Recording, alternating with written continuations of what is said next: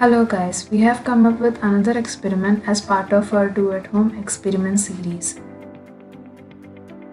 In this video, we will be looking at how to make a Petri dish and culture bacteria in it.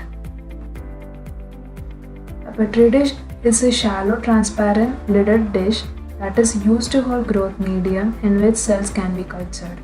Originally, cells of bacteria, fungi, and small mosses. The ingredients needed for this experiment are gelatin, beef cubes, sugar, bowl for mixing, shallow container to pour our medium, 1 cup of boiled water, spoon, plastic wrap or aluminum foil, and cotton swab to collect the sample. To start with, add gelatin, 2 teaspoons of sugar, 1 beef cube, and 1 cup of boiled water into the bowl and mix until everything is dissolved. Transfer this liquid into 2 shallow containers to create the Petri dish.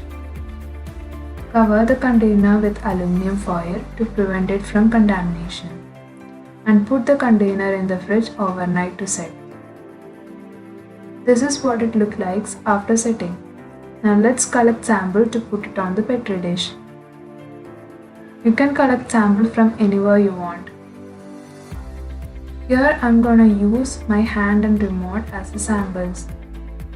To take the sample, use cotton swab and gently rub the cotton swab on the gelatin plate. After a few days, you will start seeing growth in it.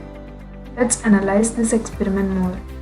If you look closely, you can see different colonies of bacteria. A colony is defined as a visible mass of microorganisms all originating from a single mother cell. Therefore, a colony constitutes a clone of bacteria all genetically alike. Bacteria display a wide diversity of shape and size. Different species of bacteria can produce very different colonies. So features of these colonies may help us to pinpoint the identity of the bacterium.